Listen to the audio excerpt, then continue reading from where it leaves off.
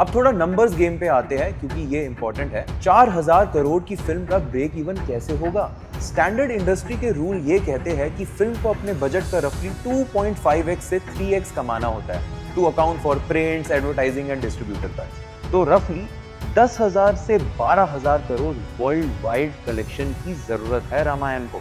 अब अगर आप इंडिया की बिगेस्ट फिल्म्स देखिए तो अभी तक दंगल नंबर 1 पे आती है जिसका वर्ल्ड वाइड ग्रॉस अभी तक 2070 करोड़ हो चुका है। बट यार इसमें एक बात ये भी है कि वो चाइना की वजह से भी था क्योंकि वहां से अकेले दंगल ने 1300 प्लस करोड़ रुपए कमाए थे। बिना चाइना के दंगल का वर्ल्ड वाइड कलेक्शन 700 से 800 करोड़ के अराउंड। बाहुबली 2 पे आते हैं तो उसका वर्ल्ड वाइड ग्रॉस भी अप्रोक्सीमेटली 1788 करोड़ के आसपास।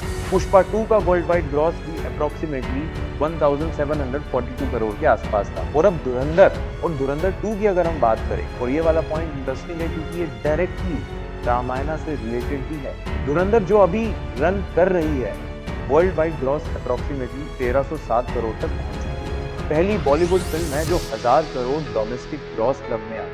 और धुरंधर 2 से सिर्फ 15 दिन हुए हैं आए हुए, वो already 1466 crore world wide gross कर चुकी है और अभी भी ये थिएटर्स में रन कर रही है। तो रामायणा को लिटरली अपना बजट का ब्रेक इवन करने के लिए एक नई हिस्ट्री लिखनी पड़ेगी, एक ऐसा माइलस्टोन क्रिएट करना पड़ेगा जो आज तक इंडियन सिनेमा में कभी हुआ ही नहीं। लेकिन यहाँ एक फैक्टर है जो इस फिल्म के लिए जेन्युइनली डिफरेंट है। रामायणा एक पैन इंडिया स्टोरी है, सिर्फ लैंग्वेज में नहीं, इमोशंस में भी। ये सिर्फ हिंदी ऑडियंस के लिए नहीं है, तमिल, तेलुगु, मलयालम, कन्नड़ा सबके लिए है और ओवरसीज डायस्पोरा के लिए भी, जैसे America, UK, Canada, Australia, Gulf region जैसे रीजन भी इस स्टोरी से कल्चरली कनेक्टेड है। वो लोग थिएटर्स जाएंगे इमोशनली इन्वेस्टेड होकर। ये वो ऑडियंस है जो बाहुबली 2 और पुष्पा 2 के पास नहीं थी सेम स्केल पर। मुझे ऐसा लगता है कि रामायणा के लिए रिस्क बहुत ज्यादा रियल है बट पॉसिबिलिटी भी उतनी ही रियल है। यहाँ एक चीज और ऑनेस्टली मैं बोलना चाहूंगा दोस्तों, रामनवमी जो मार्च 27 को थी इस साल, उस दिन रामायणा का कोई टीजर रिलीज नहीं हुआ था। ऑफिशियल इंस्टाग्राम पेज पर भी रामनवमी की कोई विश तक नहीं आई थी रामायणा की टीम की तरफ से।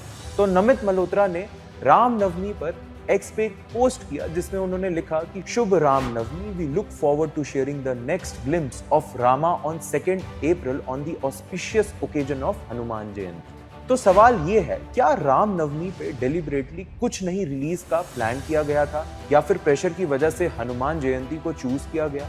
मेरे पास इसका ऑफ कोर्स डेफिनेट आंसर नहीं है, लेकिन अगर ये डिसीजन प्रेशर के बाद लिया गया है तो ये थोड़ा कंसर्निंग है क्योंकि ये सजेस्ट करता है कि डिसीजंस रिएक्टिव थे, कॉन्फिडेंटली प्लान नहीं थे। 4000 करोड़ की फिल्म को जब सब कुछ परफेक्ट एग्जीक्यूट करना होता है तो उसमें इस तरह की कम्युनिकेशन अनसर्टेनिटी नहीं होनी चाहिए। ये कोई अटैक नहीं है मेकर्स पर, ये मेरी एक जेन्युइन ऑब्जर्वेशन है।